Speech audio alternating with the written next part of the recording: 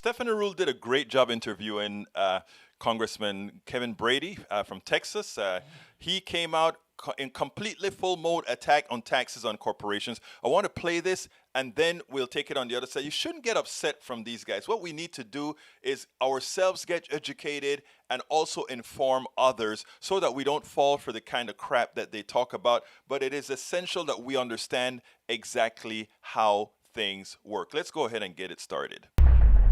Republican on the House Ways and Means Committee, Texas Congressman Kevin Brady. Congressman, always good to see you. Can you share any details about this Republican counteroffer? And are you on board based on what you know? We're watching this carefully, and clearly I think there's consensus that I think the president needs to start over on this, because let's start with bipartisan support. Roads, bridges, infrastructure, and broadband, for example, have always been priorities for both parties. We've always worked together on those issues. Why not do that again? I think refocusing it down on not just traditional infrastructure, but looking at broadband issues like that make perfect sense. And of course, when he coupled that with the largest tax increase in 70 years on job creators as we're trying to recover from an economic crisis, that makes no sense. In fact, the economists seem to show that America is the net loser in this economically when you add those tax increases. Even though presumptuous. Americans said that they wanted a different direction.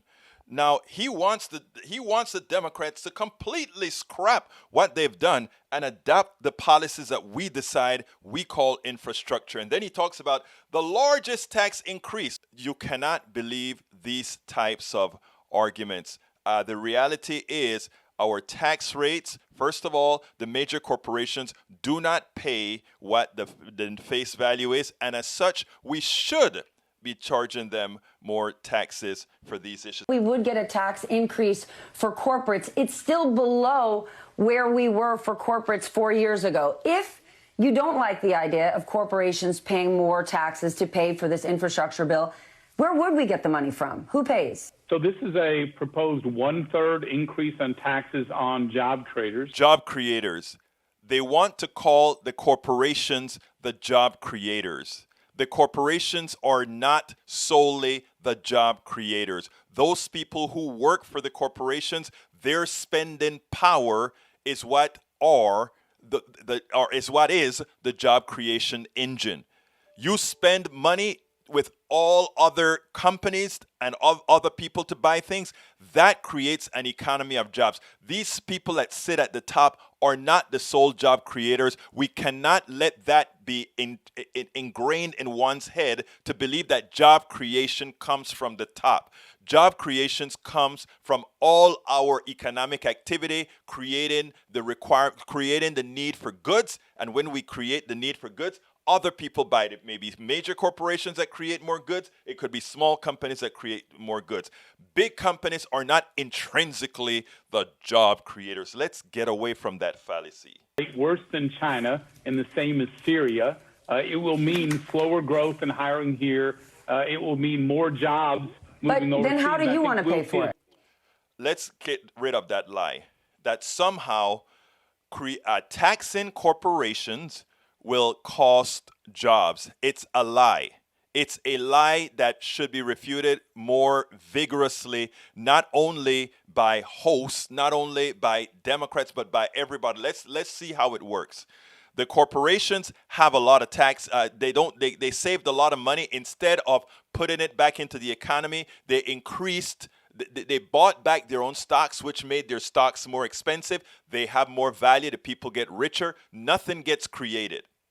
Instead, if you tax the corporation, instead of making their stock price higher for a few people, that money goes right back into the economy to create the people who are going to line the electrical wires that are going to insulate the homes, the people who are going to be helping those people in healthcare. All the monies that are taxed immediately gets thrown into the economy. A person is going to be able to buy one more hamburger. Because they buy one more hamburger, it means that hamburger company has to buy more meat. Hamburger company has to buy more bread. The bread maker has to buy more wheat, more flour. That $1 that gets taxed into the economy from people who are going to spend it actually gets expanded by many times over, and economists have shown that $1 in taxes from the wealthy who are not going to spend it back into the economy creates more activity. What it does, however, is it evens out a bit more because they are hoarding money. You're taking the money that they are hoarding. You say, but they earned it. No, they did not earn it. Remember, profit is monies that you earned that you were not paid. But that's how the economy works. I'm not saying that we shouldn't have profits. I believe in profits, just not excessive profits. Don't believe that the monies that they have is somehow earned. An executive sitting in an office telling other people what to do shouldn't be making 350 times more than what he's telling people to do. That money is their money that they made and that he keeps. We have to reframe the debate. Here where I would focus. Infrastructure, especially roads and bridges, has always been tied to user fees. I would look at that. Secondly, we don't make very good use of a lot of our incentives right now. I think our private activity bonds need to be refocused. User fees are taxes. In other words, everybody drives. And already we have a user fee for roads. It's called a gasoline tax. Everybody who buys gasoline puts it in a car and that car drives. That gasoline tax is a user fee. It's not the way we should pay for roads because by having that user fee for all of us to build those roads and bridges and keep them running, we are subsidizing corporations. How are we doing that? Remember the following. When the corporations, all those when you're on the freeway and you see those big trucks that are the ones that really decimate these roads, that break these roads up, those big trucks are moving goods for corporations that are selling to you. In other words, you are paying for these goods being driven on the road. The corporation needs those roads more so than you do to drive to actually get their goods moving. But better than that, when you are driving to work, you are driving for that corporation. You are getting there so that you can make a profit for that corporation. So when they complain about they don't want to pay the inordinate amount of taxes for roads and bridges, they should be paying most of it because all our activities on these roads, the trucks that haul the goods, the people that use these highways to go to work, then we have to realize that they are doing us no favors by paying more taxes for infrastructure. Something that is very important for us to understand. We have to change the paradigm. They want you thinking that they are doing you a favor. You are actually paying them to make money. On infrastructure, I think we look at our bonding abilities. And the other thing, Stephanie, is there is a ton of private capital around that would love to invest in America's infrastructure. We don't do it. All right. There's a lot of private capital to invest in infrastructure. In other words, why not let the people who trade in stocks and all of that, get the capital from all these rich people, and we'll build a road and we'll charge a toll. That's a tax, but it's not only a tax, it's a transfer of wealth, because when you pay that toll, you're not only paying to repay the bond, you're not only paying to keep the road fixed, you're transferring a profit to those people who build the roads. Why don't we just fund the roads ourselves and not have interest payments and not have any of those payments? We can do it without having that extra expense, which is called profit.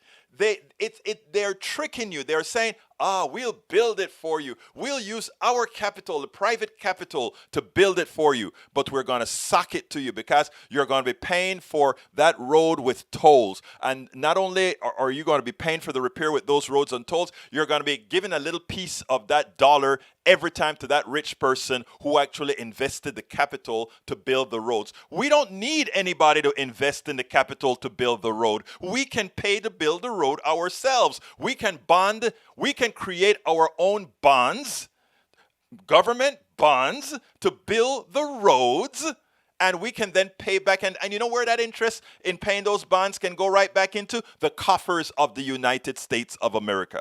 You know, they don't want you to understand how these things work, because if you realize that when they talk about private investment in public structures, what they're really saying is that's a way that the private sector taxes us all. It's a tax. They don't call it a tax, but it is nothing more than a tax. But you know what's worst about it? It's a tax that that does nothing for you. If we build the roads with our own government bonds and all of that, we are taxing ourselves. And when I say government bonds, I'm not talking about selling government bonds for somebody who makes a profit on the bonds. I'm saying internalized government bonds, in effect, printing money and then eventually capturing it back for accounting purposes. It's a more difficult thing to discuss. It's beyond the scope of this particular tape. Corporations don't want their taxes raised, but this infrastructure program would help corporate America. Roads, bridges, expanded broadband, job creation, the economy having more money.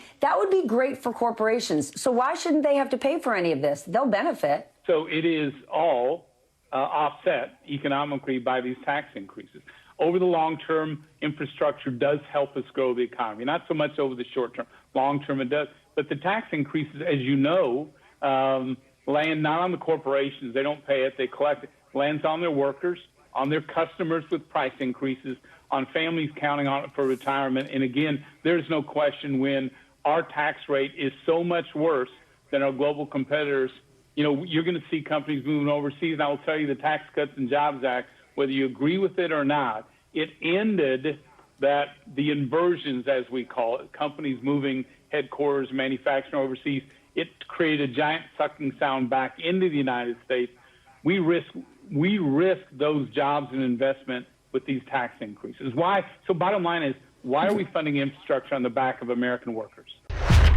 You notice what he said at the end? He forgot to put that in. That was one of the talking points. Funding infrastructure on the back of the American people. But what he was actually saying is, no, you're funding it on the back of the corporate. Look, it's a lie. And it's a lie that upfront infrastructure doesn't create immediate bang for the buck. That was a lie. It's a long-term and short-term. The short-term portion is while you're building the infrastructure. You have to hire all these people to lay mortar, to lay bricks, to run lines. That influx is nearly immediate. And long-term is because you have good infrastructure, you can actually have good telephony, good all these other things. But the other thing that he likes to say is that somehow it affects the people's investment. No, it does not. It may reduce the investments of the super wealthy because they don't have as much money to invest because we're taking back some of what's ours. But the smaller person, the person who will be able to earn more money as they get these infrastructure jobs, they now will be able to save more. They now will be able to partake more. But moreover, he constantly talks about the private sector. The private sector should have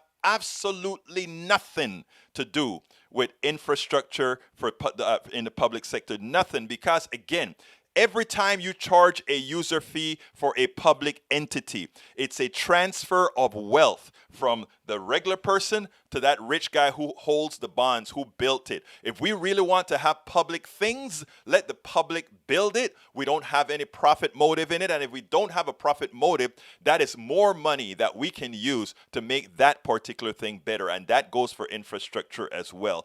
Corporations have been getting away with murder when it comes to infrastructure and the things that we all build. We have to make sure and take it back. We spend a lot of time deconstructing the news, trying to parse it into a form that everybody can understand. We try to find those little nitpicks where it flies above the fray, etc. If you really like these videos that we do, I want to ask a big favor. Please go ahead. Number one, subscribe to our channel. And number two, please join if you can. Thank you so kindly for watching. Keep watching. Please remember to share. We must populate the entire internet with our progressive message, a message that we know is what most Americans say that they want. So help us, please join.